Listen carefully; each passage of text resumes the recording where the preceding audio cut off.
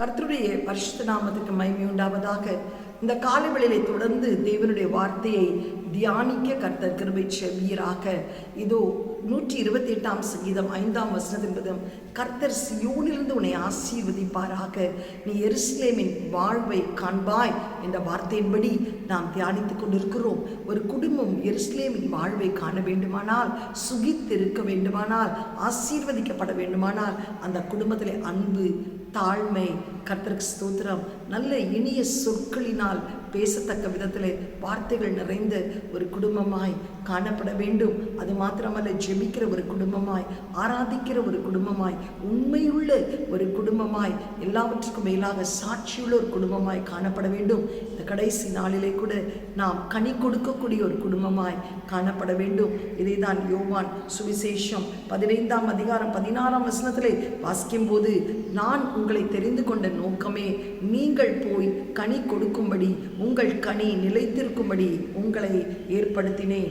நீங்கள் போய் கனி கொடுக்கும்படி, கனி கொடுக்கிறது மாத்திரமல்ல, கனி நம்மளே நிலைத்திருக்க வேண்டும்.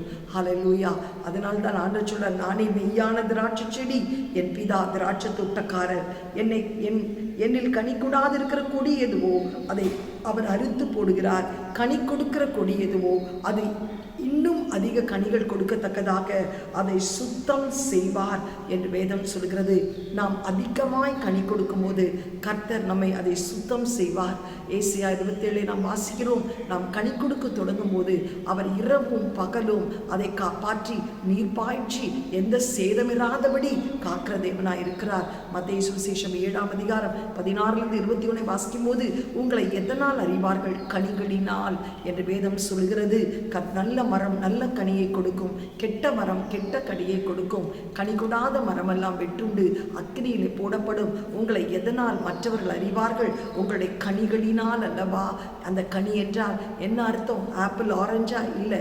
கலாத்தியர் 5:22 சொல்லப்பட்ட ஆவியின் கனிகள் அன்பு, சந்தோஷம், சமாதானம், நீடிய பொறுமை, தயவு, நற்குணம், விசுவாசம், சாந்தம், இச்சையடக்கம் என்ற கனிகளினால் நாம் நிரப்பப்பட்டிருக்க வேண்டும். அதே மத்தேயு சுவிசேஷம் 21 நாம் பார்க்கும்போது 11ஆம் வசனத்திலே இயேசு கிறிஸ்து பெத்தானியாவிலிருந்து எருசலேமுக்கு வரும்போது அவர் ஒரு அத்தி மரத்தை பார்க்கிறார்.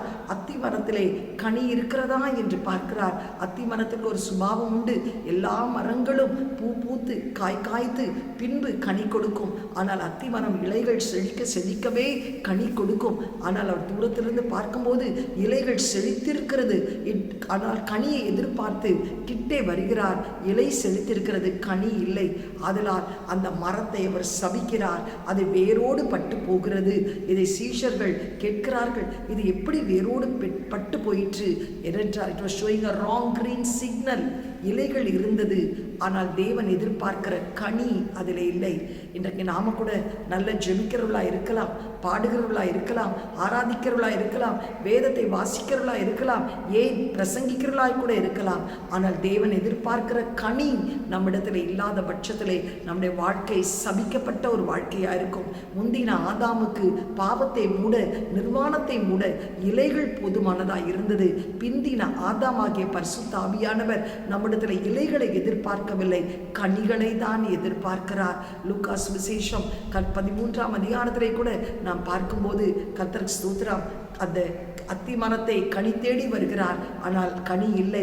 உடனே இந்த தோட்டக்காரன் சொல்லுகிறான், இது நிலத்தை கெடுக்கிறது, அதனால் இதை வெட்டி போடலாம் என்று பிதா சொல்லும்போது தோட்டக்காரர் சொல்லுகிறார், இன்னும் ஒரு வருடம் அதற்கு தவணை கொடுப்போம், கனி கொடுத்தால் சரி, குடாவிட்டால் வெட்டி போடலாம் என்று சொல்லி. ஆம், எனக்கு பிரியமானவர்களே, இந்த காலை வேளையிலே கூட நாம் கனி கொடுக்கும்படி, கனி நம்ம நிலைத்திருக்கும்படி கர்த்தர் நம்மை அழைத்திருக்கிறார். கனி கூடாத மரமெல்லாம் வெட்டுண்டு அக்கினியிலே போடப்படும். கர்த்தருக்கு ஸ்தோத்திரம். இந்த காலை வேளையிலே கூட நாம் நம்முடைய வாழ்க்கையிலே, நம்முடைய குடும்ப வாழ்க்கையிலே, நம்முடைய சபையிலே, ஊழியத்திலே கனி கொடுக்கிறவர்களாக இருக்க வேண்டும். அந்த அன்பு, அந்த சந்தோஷம், சமாதானம், நீடிய பொறுமை, தயவு, நற்குணம், விசுவாசம், சாந்தம், இச்சையடக்கம் என்ற கனிகளினால் நம்முடைய வாழ்க்கை பிரகாசிக்க வேண்டும். கனி கொடுக்கிறவர்கள் தான் பரலோக ராஜ்யத்தின் பிரஜைகளாய் மாறுவார்கள். இன்றைக்கு உடைய குடும்பத்திலே அந்த கனி இருக்கிறதா என்று யோசித்துப்பார். அந்த கனி கொடுக்கக்கூடிய ஒரு வாழ்க்கை வாழ்வாயானால் எருசலேமிலே உன் சுக வாழ்வு, துளிர்க்கும்படி கர்த்தர் உன்னை சீயோனிலிருந்து ஆசீர்வதிப்பார். கண்களை மூடி நாம் ஜெபம் செய்வோம். எங்களை அதிகமாய் நேசிக்கிற நல்ல தகப்பனே, இந்த காலை வழியிலும் அப்பா கனி கொடுக்கும்படி, அந்த கனி நிலைத்திருக்கும்படி எங்களை அழைத்திருக்கிறீரப்பா. கனி கொடாத மரமெல்லாம் வெட்டுண்டு அக்கினியிலே போடப்படும் அப்பா. எங்களை எதனால் அறிவார்கள்? கனிகளினால் ஆண்டவரே. முந்தின ஆதாமுக்கு ஆண்டவரே நிர்மாணத்தை மூட இலைகள் போதுமானதாக இருந்தது. பிந்தின ஆதாம் கனிகளை எதிர்பார்க்கிறீரப்பா.